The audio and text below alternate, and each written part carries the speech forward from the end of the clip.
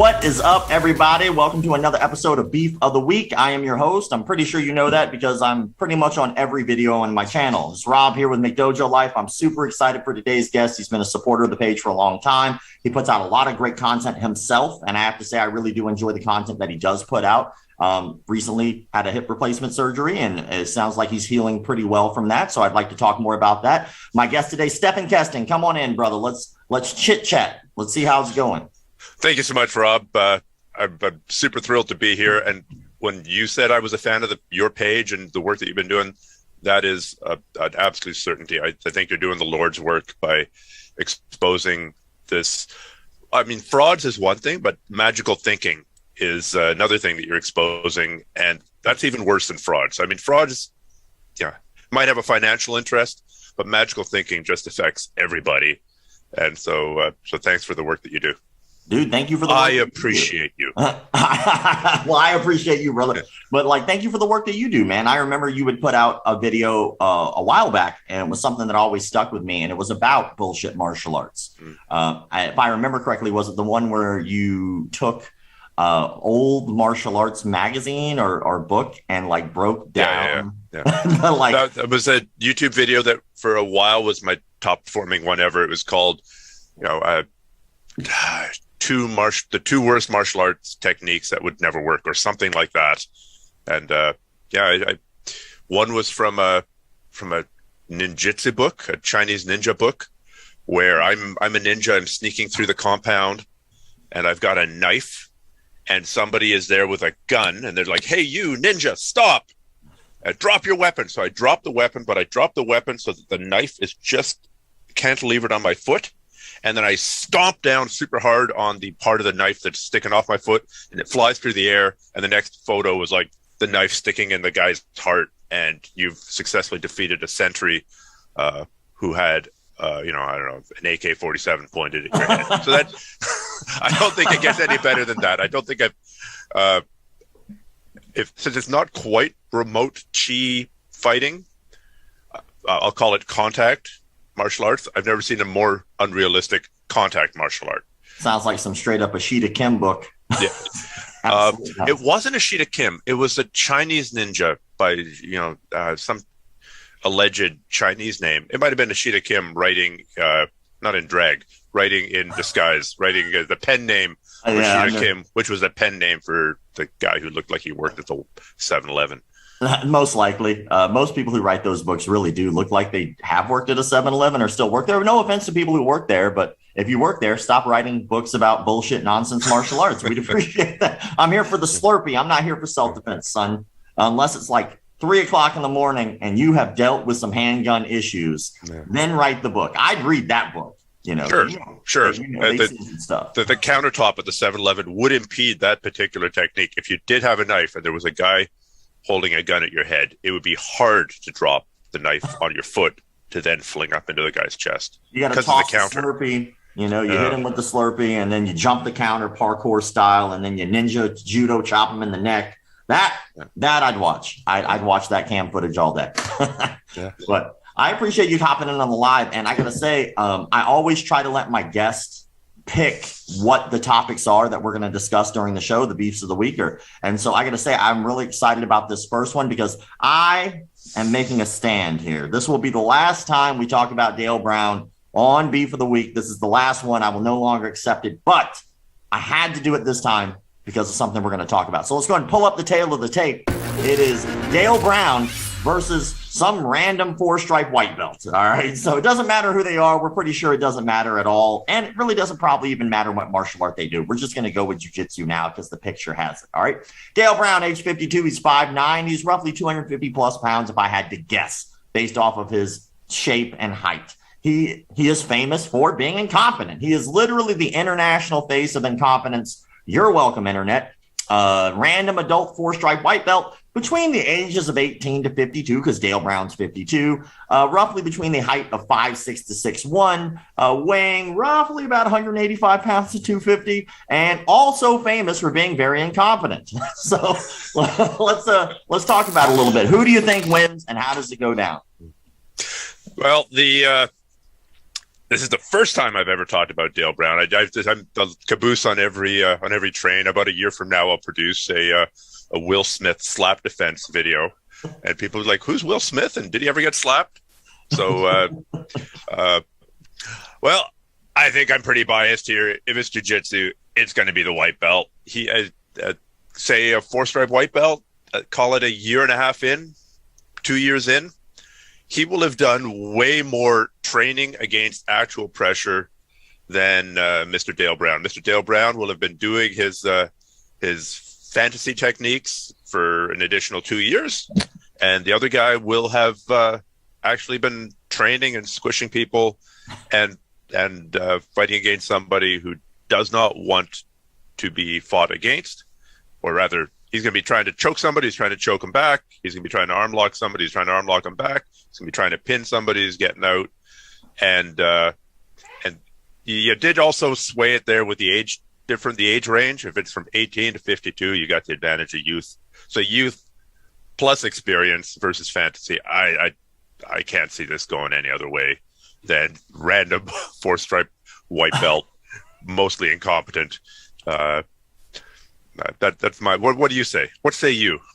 What say you, good sir? I agree. I think that a random 4-stripe white belt in jiu-jitsu is going to ball him up in jiu-jitsu. But I also, above that, I think anyone who's been training for roughly about as long as it takes to get a 4-stripe white belt in jiu-jitsu, which, like you said, it could be, depending on the art, it could be anywhere between a year to, let's say, 2 years. We'll just go ahead and give it that gap. A year to 2 years of training is going to probably ball him up in pretty much anything. But I have reasoning.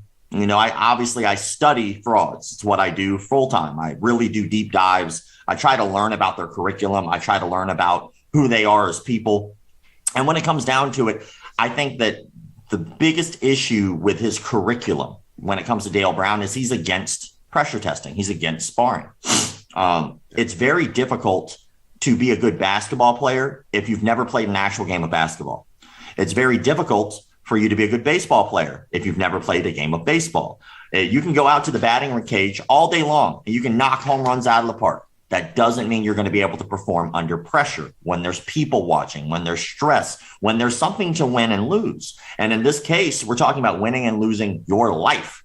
And he touts about how none of his people in the field have ever been killed. Well, you know what? I know a ton of dildo salesmen who have never been killed in the field either.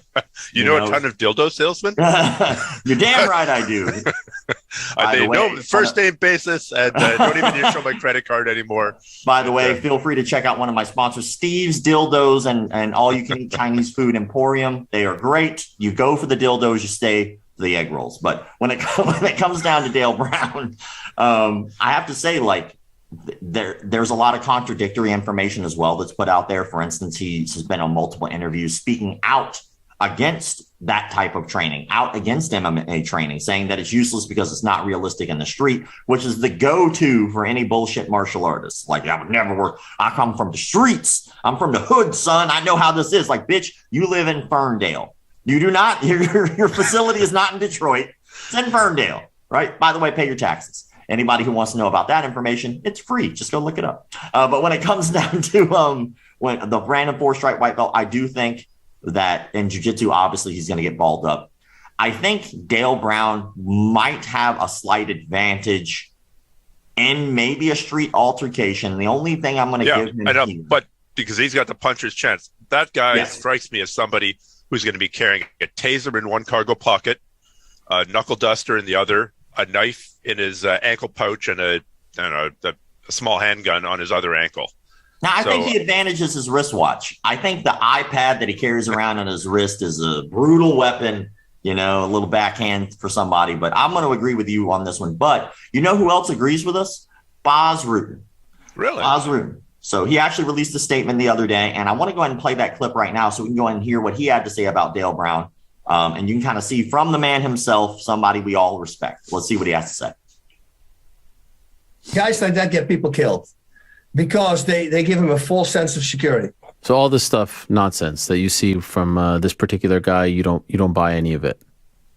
No, listen, there's some things that he does, but he has no follow-ups. All the things that I said with the gun defense, holding his head at the same position, these are all wrong things to teach. Okay. So, he has to really watch out. Then you make those parodies. You see already these guys trying to do what he does, and then it goes wrong, and suddenly they're in heaven, right? These little Instagram clips. Yeah. And that's just really how it is.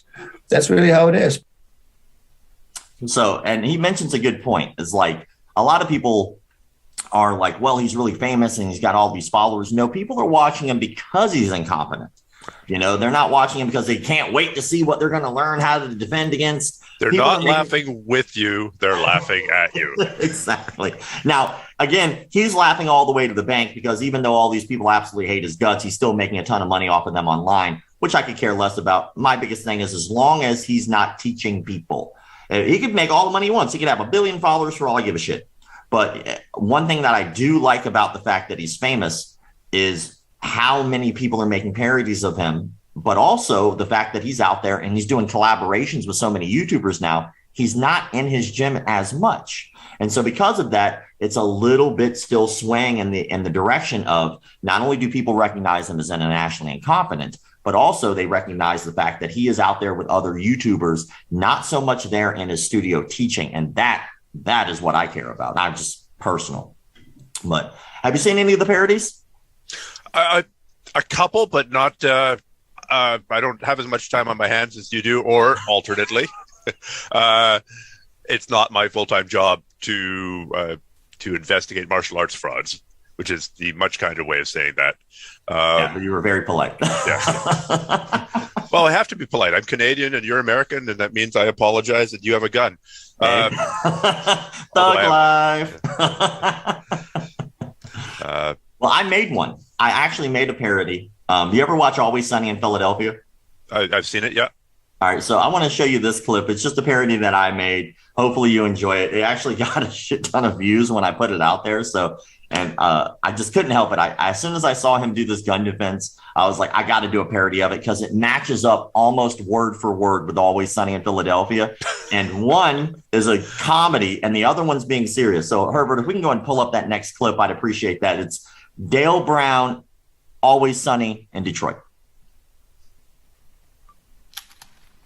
Hey, yeah, that's pretty awesome, but I feel like he would have shot you from a mile away. No, he wouldn't, because you saw how I was zigzagging like this and making sounds. It was distracting. Yeah, but did you ever see Indiana Jones where the guy does the whole sword thing, then he just shoots him dead? Are you asking me if I've seen Indiana Jones? Remember it? Yes, but if I were to come at you, it's all about how what if I zigzag like... It's so easy to get you. Wow. That's all deep fake. You've deep fake technology that. Yes, I did. I superimposed Always Sunny in Philadelphia with Dale Brown, but it does almost match up verbatim. Like there wasn't a lot of editing involved. No. I can tell you that. But that's the scary thing, man, is when you allow crazy to go unchecked, crazy spreads and more crazy people there are. It's always better to show things for what they are, whether they hurt your feelings, whether they don't. It's always better to have that truth out there because that's what's going to keep people steering in a positive direction for growth, whether it hurts your feelings or not. And so there are people who think he's great. I think he's a turd.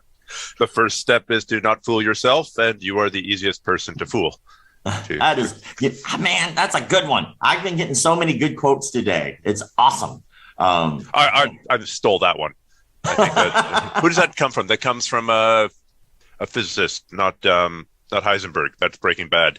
I'm trying to remember. It'll come to me. I will get you the original quote. All right. Well, I appreciate that. Just send it to me in my DMs. But I want to go ahead and transition to the next one, which is a fantastic fantasy beef. Let's pull up the tail of the tape. Hixson Gracie versus Sakuraba, a.k.a. the Gracie Killer. And he has that name for a legit reason, and we'll talk about that in a second. And the tail of the tape I'm pulling up right now is when they were in Pride. So that's the fantasy fight we're looking for. Is not how they are now, and we'll talk about that in a second, but specifically when they should have fought in Pride. So Hixson Gracie, he was in his 30s when he was fighting in Pride. He didn't have as many fights as Sakuraba. He's 5'10", 185 pounds, roughly. And note, he's 11-0 in MMA. So obviously very talented MMA fighter, and he was fighting back when the rules were a little less safe. Let's just say it that way. Sakuraba, a.k.a. the Gracie Killer. He was in his 30s as well when he fought in Pride. Obviously, he had a lot more fights in Pride, but he also had a lot more losses. He's 6 foot tall. At that time, he was roughly about 167 pounds. So obviously, they'd have to meet at a catch weight. We'll say 175. Notes, he's 26-17 in MMA. But with that said, let's talk about who you think is going to win or would have won. Yeah. I'm going to take that 26-17 record of Sakuraba's under advisement, because about 5 or 8 or 10 of those losses against Vanderlei Silva towards the end of his career, when he would fight Vanderlei Silva, get stomped, suffer brain damage, fight him again, get double stomped, suffer twice as much brain damage. So at his peak, when he was busy basically destroying Gracie after Gracie after Gracie, it was a lot better record than that. I think that's merely reflects the longer career that Sakuraba had. So are we taking Sakuraba at the end of his career when he was I'm going to argue a drooling mess, or at the peak of his career? We're going to talk about Sakuraba in his prime, in his 30s, when he was just running through people. And as a matter of fact, I'd even take this particular Sakuraba. And so for anybody who doesn't know this, Sakuraba and Royce Gracie had a huge feud, obviously because Sakuraba was stomping the crap out of all the other Gracies at that time. Who did he beat? He beat Royce. He beat I'm pretty sure he beat Horian, if I remember correctly. I think he fought Kron. No, not Horian. No? He never fought Horian? No, Horian was way too old. He beat Hyan. There you go. They all Hyan had the blue taped up shoulder, and after he lost, he was like pointing to his shoulder. Like, yeah, okay. If you're not able to fight, then you probably shouldn't fight. Yeah. He fought a lot. I think, if I remember correctly, I think he fought and beat at least 5 Gracies total, or at least more than 5 matches for sure, because him and Royce had more than one, if I remember correctly. But the big one that he really had with Royce was a special rules match, which you can get away with a lot easier overseas than you can here. But over there, they wound up having a no time limit match, which no time limit really was increments of 15-minute rounds. And they fought for 90 minutes, if I remember correctly. 90 minutes is a long time to fight, especially when you're considering now the total number of rounds that you're going to get for a pro fight on MMA. A title fight is going to be 5 5-minute rounds. These guys fought 15-minute rounds, 90 minutes divided by 15. That's how many rounds they fought. So when you look at that particular fight, he completely embarrassed Royce. And I'm a big Royce Gracie fan. I think the man's a legend, but he was doing things in that fight like untying his belt and trying to pull his pants down and pants him in the middle of the ring. And when Royce went to go pick up his pants, he'd hit him with an uppercut.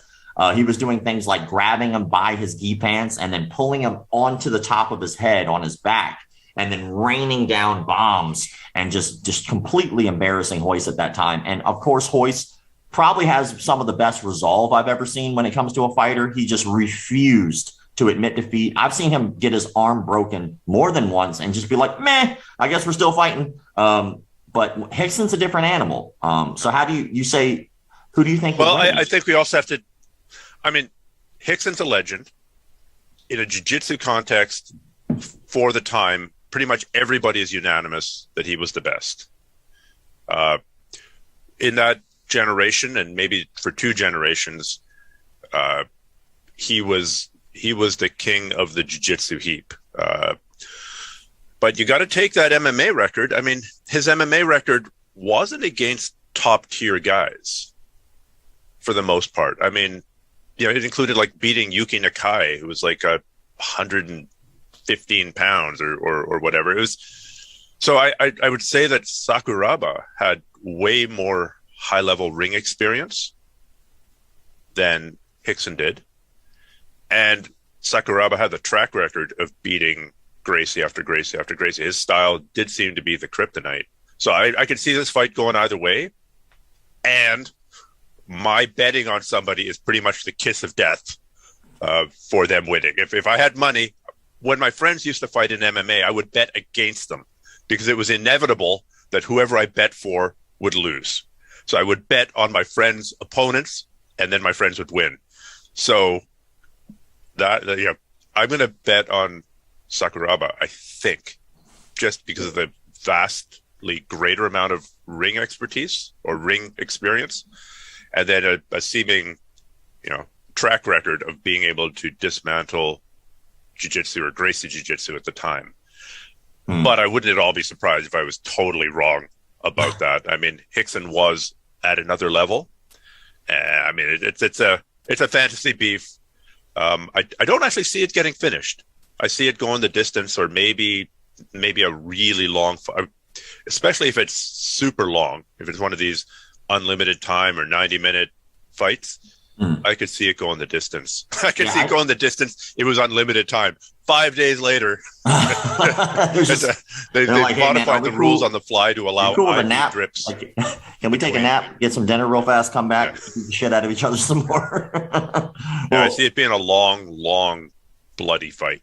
I see it. Yeah, it would be pretty brutal, in my opinion. I think Sakuraba does have the kryptonite to whatever is in the Gracie Kool-Aid. I think when you're looking at, and I'm not saying that in a negative way, I think obviously the Gracies have done an amazing job of spreading jiu-jitsu and doing a lot for the martial arts community and things like that. And they did so in a very no-nonsense way, which obviously led to things like the UFC. It led to a lot of things that pretty much have re-identified the way that martial arts is looked at nowadays, which I consider a martial arts renaissance since 1993.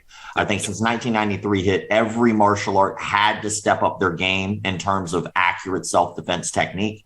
I'm not saying there isn't bullshit out there, obviously, because I have a job. Or completely close the doors to any kind of pressure testing.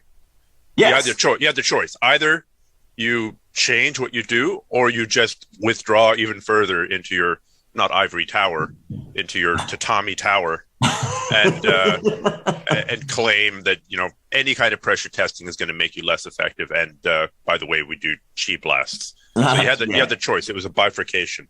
Yeah, which is interesting. I'll talk about that in a little bit, because I actually filmed a documentary about this, and we're working on distribution. But I actually got some of these people to come out of their caves, so it wasn't as hard as you'd think, to be surprised. But when it comes to this particular matchup, obviously in its heyday, when Pride was a big deal, everybody really wanted this fight to happen. As a matter of fact, it was being pushed a lot. And for anybody who isn't really familiar with the old school way of martial arts thinking, Pride is an organization, but it's also a state of mind that was very big and still is in a lot of ways. It's a little more watered down, but how your family was viewed is a major part of martial arts back in the day. So if you were challenged or if you had an issue, you had to fight. It was like, if not, you were disgraced or dishonorable. But I do have to say, hearing Hixson's reasoning for not taking the fight seems completely justifiable. And I just want to go ahead and play that clip so you can hear it out of his mouth as to why that fight never happened. So if we can go ahead and pull up that particular clip, I just want you guys to hear out of Hixson's mouth himself why this particular fight never happened. So let's go ahead and roll the clip. Around 2000, Pride made me a huge offer to fight Sakuraba-san, and everything was planned to happen, but unfortunately my son departed from his life, and I have to postpone this idea of fighting because I like to regroup my family and putting my energy towards healing my family from the tragedy. And maybe the most important fight of my life I never fought. And I have to live with that. Yeah, man. In my opinion, obviously that's a rock and a hard place, because you have this major fight going on at home, dealing with a tragic loss of not only a relative, but your son. And then on top of that, you have all these people in the media and all these fans who are saying you have to take this fight to honor your family. And it's like, well, would he be dishonoring his family? And if he wasn't paying attention to the major issues they had at home, such as a death of his son? I do not blame him one bit. I don't think that there's an issue with him not taking that fight. I don't think that he was a coward for that. I think that it took a big man to refuse the fight, to handle personal issues that were going on in his life that were far more important than just a fight. That's just my opinion. Yeah, and I'm actually kind of glad it never happened, because let's say he had found a rationalization to say, I'm going to take this fight for, I don't know, $5 million. I'm making that number up. I don't know what it was. And that way I can provide for my family. But you can't tell me that your head's going to be in the preparation game. I mean, I've seen quite a few MMA fighters have personal tragedies, and it really does take them an awfully long time to recover in their performance after that tragedy, because their head's just not in the game. So, had he taken it, I can't, I mean, maybe it would have been additional focus, but I think most of the time it's not. I've had a front row seat to parents losing children, and it obviously it fucks them up, and it fucks them up really badly, and they're just not the same for years. I mean, they're never the same, but they're really not the same for a year. They're a basket case, at least. And did we want to see Hixson as a basket case fighting against Sakuraba at the peak of his career? I would have watched it, but I would have been sad. Yeah, for sure. Watching it. Yeah, for sure. It was a tough situation, but I think the reason I brought that up is because I don't want people to think that anybody was dodging or ducking. Oh no, anyone. no. I'm sure Hixson would have thought he could have won, and for sure. And I'm only going 51% Sakuraba, just because of the factors that we mentioned. The track record. The track I mean, if record. your last name was Gracie, like he was beating you, like he was probably showing up to racetracks on the weekend and just like looking over and just knowing that Gracie was racing in the other lane, he would win. Or like he was like, he'd be walking to like a stop sign and then he'd see a Gracie walking to the stop sign. He'd walk just a little faster. It was just like, I think that was just the thing for him. He just, whatever it was about their particular style of fighting. A lot of it was, honestly, it was amazing back defense. And, it was a very sort of catch wrestling-y approach applied to MMA. And that was the first time we'd ever seen it. So this is the counter argument. This is why I think Hixson had a really, really good chance. I mean, a lot of Sakuraba, the signature, he did a couple things that were signature moves for the people who've never watched them. Number one was absolutely crazy things you'd never seen before, like double judo chops, flying stomps, cartwheel guard passes in MMA. So it was just that element of the new, and there can be crazy techniques. And if it's the very first time that you've seen it, you might get caught in them. And then the second time you're like, no, screw you. I've seen this show before. I've got an answer for you. But the first time it can work. I mean, we've all been caught in stupid, crazy submissions that only work because we've never seen them before. And Sakuraba was doing that with submissions and with strikes. And number two, his back defense system, especially leading into the Kimura, was really effective. I mean, he broke Gracie's. Did he break or dislocate Gracie's? I think he dislocated his shoulder, if I remember correctly. Yeah. Well, it was standing too. Didn't he do that standing? It was standing Kimura? Or was that? No, that was Henzo. I think he dislocated or broke Henzo's arm, and then he tied up Hoyler's arm so much that his arm was basically scratching his near side ear, and they stopped the fight, and Hoyler protested it, saying he was flexible enough to absorb it. I probably would have stopped the fight too, because it's not like Hoyler was in any danger of winning. There was a big weight discrepancy there as well. So I think the back defense system that Sakuraba had was a large part of his kryptonite.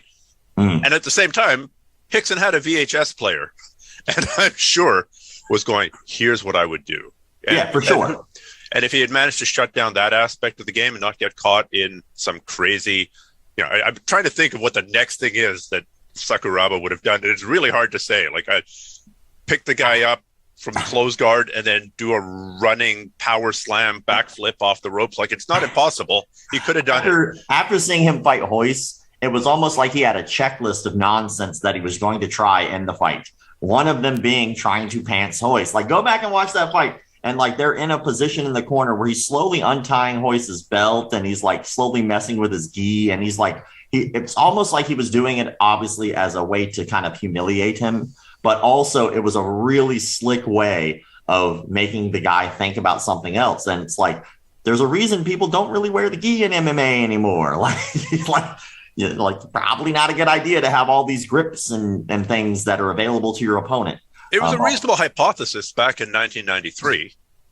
And I've run into like one situation in my life where gi versus no gi in the same match where I would wear a gi. I used to have a training partner who would just sweat profusely. He would it's like a slug.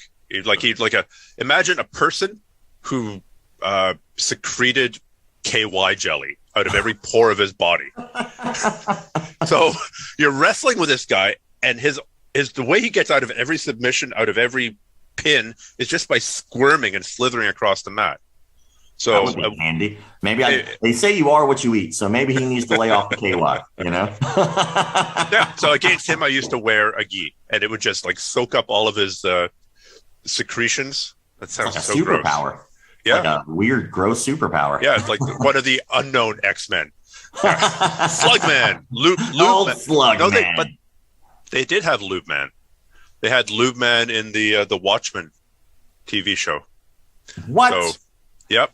Okay. Yep. Is this was that the HBO version? Yeah, it was the not the movie, not the Watchmen movie. Yeah. Which was good except for the ending. Yeah. Where they totally changed the entire plot of the book. It was a TV show, which was really good. I really enjoyed it. And they literally did have a character called Lubeman. So I used to fight Lubeman, and I would wear a gi, even if it was no gi, and it would work amazingly well. So I'm just saying it was a reasonable hypothesis back in the early to mid 90s that maybe a gi would give you an advantage in an MMA fight. But I think the community quickly figured out that that's not the way to go. Yeah, for sure. Unless you're fighting Lubeman. But that brings us to the main event. Khamzat versus Burns. And if I messed up his name, I'm sorry. Don't beat me up. Let's go ahead and go to the tail of the tape here. All right. So Burns, 35 years old. He's 5'8". He weighs 170 pounds. That's the weight that they will meet at. And his reach is 71 inches. His record is 20-4. And by the way, his record is really, really impressive if you actually look at his record. That 4, don't get it twisted. One of those 4 was Usman, the champion, which was 2 fights ago, I do believe, for him. And it was a phenomenal beating that he took, to be honest. But that could have been chalked up to first time on that type of stage, first time with that type of pressure. And what I mean by that type of stage is fighting for a championship belt. That's a lot of pressure, because that could make or break your career. And who knows how many times you'll get the opportunity to get back up that ladder, especially with the way the UFC operates. But he has been on a tear other than that. Khamzat, 27 years old. He's 6'2", 270 pounds. His reach is 75 inches, which will be a factor here. And he's 10-0 in MMA. But he I do believe, only has 4 fights in the UFC. So let's go ahead and bring that up and let's go ahead and talk about it. What do you think? Who do you think is going to take it? Well, I've got an initial bias. Immediately, I want Gilbert Burns to win. That's 10%. Because he's a jiu-jitsu guy. His base is jiu-jitsu. But 90% because Khamzat is a good buddies with the dictator of Chechnya, Kadyrov. I got so. Yeah, guilty by association. Well, as are quite a few people in the jiu-jitsu community and in the boxing community. I mean, there's a lot of people who, hey, here's me and Kadyrov, and hey, thanks for the Mercedes, who have now not, I'm going to go ahead and say that the dictator of Chechnya is not the puppet dictator of Chechnya is not a good person, and if you didn't know that, you should then go disassociate yourself. Like, hey, I know this photo is out here. At the time, I didn't realize what a prick this guy is. I now. I withdraw my endorsement, and I'm sorry for that. I'm sorry for that, photo op, or I'm sorry for that endorsement. So that's my bias. All right, it's a really interesting match. What about the skill? The skill, yeah. So that's my little rant. Thank you for trying to bring me back. Hey, I go on rants too, brother. I get it. No, really? Me? Crazy. I think it's amazing. This is an amazing matchup stylistically because it's like the classic wrestler versus jiu-jitsu guy, except in this case, the jiu-jitsu guy could also wrestle and also strike, and the wrestler can also strike and also do jiu-jitsu. So it's like the classic wrestler versus jiu-jitsu updated to the modern UFC. So, I mean, I'm just so impressed with how Khamzat blends the striking and the takedowns. I haven't really seen. It reminds me of George St. Pierre in his prime, just being able to seamlessly use his strikes to set up the shots, to shoot against strikes. It's really impressive. I mean, Gilbert Burns, man, the fact that his armbar system, his armbar attacks are just unbelievable, and being able to transition and respond to what his opponent is doing and just end up with those horrific belly down armbars. For sure. Sure. I think for me, the deciding factor is the experience. I mean, there's that 9.5 year rule that is only very roughly a rule. It's more of a guideline that you roughly have, call it 10 years at high level competition, and then you start going off the cliff. I wonder if that 10-year rule is going to change now that fighters are taking less brain damage. Maybe it just reflects brain damage, or maybe it reflects aging. But I mean, Gilbert Burns has been fighting for 10 years. So he's right at the peak experience level. Ms. Khamzat's only been, I think his first fight was in 2017. So that's, 5 years ago. So I think we've got a lot more experience from Gilbert Burns. So I'm going to go with that. I got you. Yeah, and you were talking about that rule. You know, someone out of John Hackeman's camp, the name is escaping me right now, and it's a very well-known name, but he just recently, in his 40s, just became a champion. Yeah. What's the name? Help me out here. Why am I forgetting the damn name? But anyway, he not won. Chuck Liddell. Not Chuck Liddell, the other guy. But yeah, the name's escaping me. And sometimes that happens. So anybody out there who's going to heckle me for that, I'm sorry, but it is what it is. I've been hitting the head a lot over the years too. Well past 10 years, I can tell you that. So maybe my speaking skills are going downhill. Damn you, CTE. But when it comes down to Burns versus Khamzat, I actually know Burns personally. We're sponsored by the same company, Killcliff. This show was sponsored by. And I had the opportunity to meet him, and we sat down and we ate and hung out, and it was really cool to just sit down. We talked for a couple hours, and you know, every once in a while we'll speak. But when it comes down to his resolve, I think that he has the mentality of a real champion. Like we went out, it was me, Ryan Bader, a couple other people, and a couple people from Killcliff, and we went to a nice dinner. We sat down and we were hanging out, and then you know, everybody else was drinking. He chose not to. That was okay, cool. I can see that. Some people just don't. But then we all were going to go out afterwards and just hang out. Now, he didn't have a fight for a while. Now, he had months and months and months. He could have been on time off. He could have been hanging out and doing his thing. But he chose to go home anyway because he said, just in case. Like, that was his thing. He was like, I'm sorry, I'm not going to go out. He goes, just in case I get an opportunity to come up, I want to be ready. So the next day he was back in the gym. There was no time off for him. So I think it's important for him to be a champion. And I think that when he got the opportunity with Usman, I don't think that he was prepared to understand how good Usman is, which I don't think a lot of people understand that. Usman is a very, very talented fighter. And if you really pay attention to little details in the way that he fights, it's super impressive how he can change up little details in his game and still look like he's doing the same thing when he is not. And he's proved that with Burns. And Burns is a very intelligent person when it comes down to his training camp. For instance, when he fought Wonder Boy, what's the first thing he did? Brought a whole bunch of sport karate guys in. What did he do for this particular training camp? He brought in a whole bunch of wrestlers, right? So he obviously is going to be prepared for that. I think at the end of the day, what's going to be the deciding factor is going to be the striking, because I think they are both obviously going to try to neutralize the ground game. Maybe Khamzat, his wrestling is so good that it doesn't matter what Burns does. He's still going to get double leg mounted and destroyed.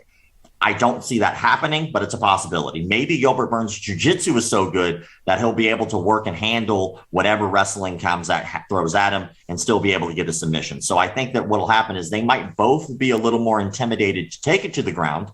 So I think it might wind up being a glorified kickboxing match, standing, clinching, things like that. Maybe. It just, from what I've seen in a lot of these matchups, usually it's like, oh, you're good at ground, I'm good at the ground. Well, let's just stand up. Like, let's just not do that then. But I want you to see Burns' record. Let's go ahead and pull up his record of the last several fights that he's had. If we can go ahead and pull that up on the screen now, I'd be appreciated. And then let's go ahead and zoom out just a little bit so we can see a little bit more. That is the intro. There we go. So Gilbert Burns, obviously, he just beat Stephen Thompson. Before that, he lost to Usman. He beat Woodley.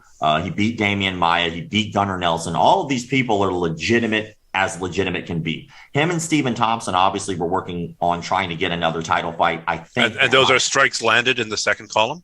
I'm not exactly sure what those numbers are. I was just more paying attention to who he's fought. But as it looked like strikes landed. Out of his 1, 2, 3, 4, can we just keep scrolling up? I think out of his last 8 fights, 1, 2, 3, 4, 5. Go ahead and scroll up for me there, Herbert. 1, 2, 3, 4, 5. I think out of his last 8 fights, he's only lost 6, 7, 8. So out of his last 8 fights, he's only lost once, and that was to the champion. You know, that's like, so, and those other people were not scrubs. Now, I will say, obviously, when he fought Tyron Woodley, he fought Tyron Woodley kind of at the tail end of his career. But, you know, Thompson is no scrub.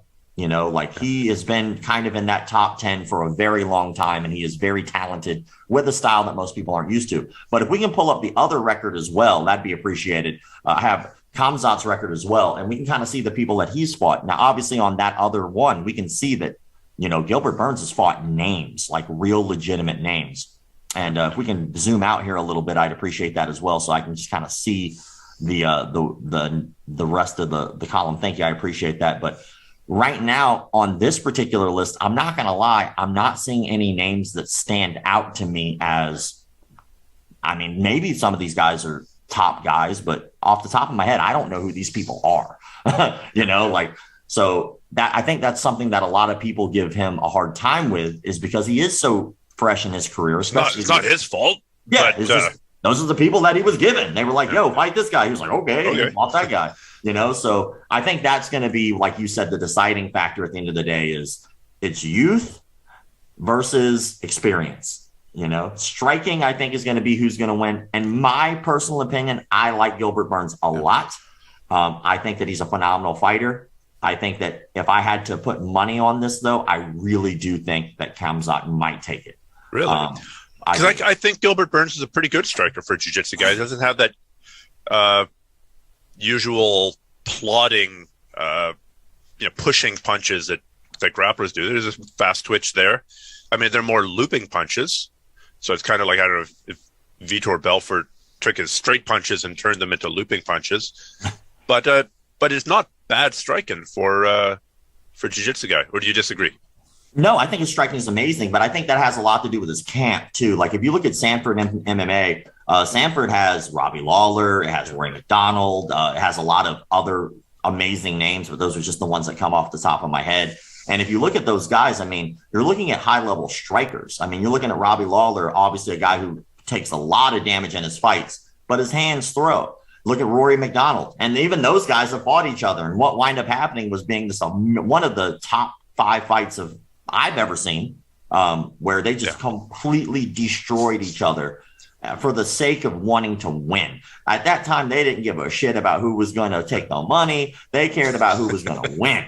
And they wanted it. They were like, oh, you broke my face in half. Okay, that's cool. I got another one in my other pants. I'll just wear that one next time. I don't need that fucking face. I'll rip it off. I'll walk upside down on my hands and draw a face on my ass cheeks. You won't be able to tell the difference. You know, and so I think that his training camp is really impressive. And I think that also will help him out. But, you know, we're not going to sit here and say that the guy that Khamzat trains with the scrubs either. And as a matter of fact, he just recently mentioned, just as a kind of a final note, that he was going to be training. He wanted to start training with John Jones. That was the camp that he wanted to start going to. He wanted to go train with John Jones.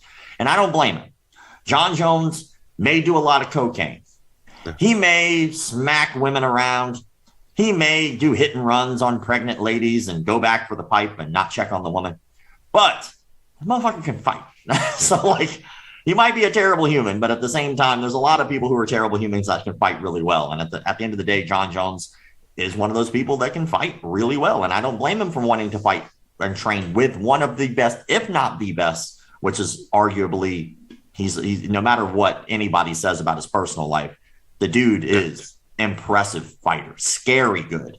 Like, it reminds me of Tyson, you know, all that controversy in his younger life. I hope that one day we'll look back, like when I'm like at the respected statesman John Jones. Is that what you're saying?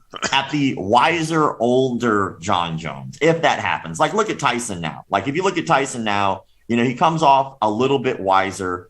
He will still probably flip out and bite your face off if you cross him. But at the same time, like when you hear him speak, it seems like a guy who has a lot of remorse for the things that he's done in his life. And it seems like a guy who's learned a lot and tries to teach people about the things that he's gone through.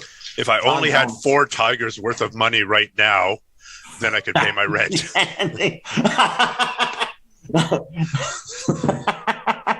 If only we had Don King. Where's Don King to steal our money? By the way, Don King, if you're listening, feel free to kiss everyone's ass. You're a terrible human being. When it comes down to the end, though, let's go to the presser. Let's talk about you, my friend. Uh-oh.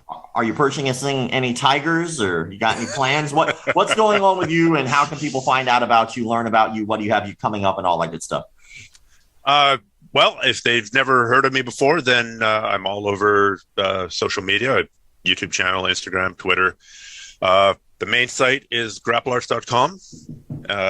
I've got an app out there, the Grapple Arts BJJ Master app, which has got a ton of free material and paid material. If you like the free material, you might want to check out some of the paid material. But there's, I think, close to probably 8 hours of free instruction on that thing by now. I've got my own podcast, the Strenuous Life podcast. I'll call that about 50-50 jiu-jitsu MMA, and then 50% people that I find really interesting and are doing difficult and cool stuff and trying to figure out what it is that sets them apart. So if that's available on iTunes, Spotify, I use or whatever other podcast player that you want. I've also got that on a YouTube channel that's growing slowly. I decided to put them all on YouTube as well. So unlike you, you're YouTube based, and you're YouTube first. I was YouTube very much second on that. Yeah. So training, I'm getting my had my hip replacement in October, and it went fairly well. I listened to the advice from people who said, "Man, I wish I'd had it earlier." So I was like, maybe I should have it earlier. And that functionally that meant that I went into it not completely crippled. Like I was in a lot of pain, but there hadn't been that complete muscular atrophy. So the strength came back pretty quickly. I was back at work. I'm also a full-time firefighter, so I was back at work in a couple of months after that. And I'm still learning how to do my jiu-jitsu and training with that piece of metal in my body. It's a little bit different, but it's going well, and I'm enjoying it. And there's no pain now, so that's great. That's awesome. That's awesome. That's like the best. That's the best part of any surgery. I've been through a lot of surgeries over the years, and one of the best parts is when it just doesn't hurt anymore. Like I don't even care if it works. Just stop hurting. Like I can't walk anymore, but damn it, it doesn't hurt. I'll take it. 100%. I do appreciate you a lot for coming on the show. Thank you for taking the time out of your schedule to make time to do this. It really does mean a lot to me.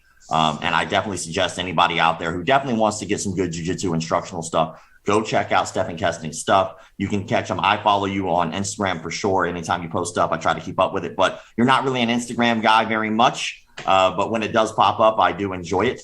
But I definitely do suggest your stuff to people whenever they ask for good instructionals. There's a couple that I go to, and you are one of them. So thank you for being you, man. Wuss. How very kung fu of you. Yeah.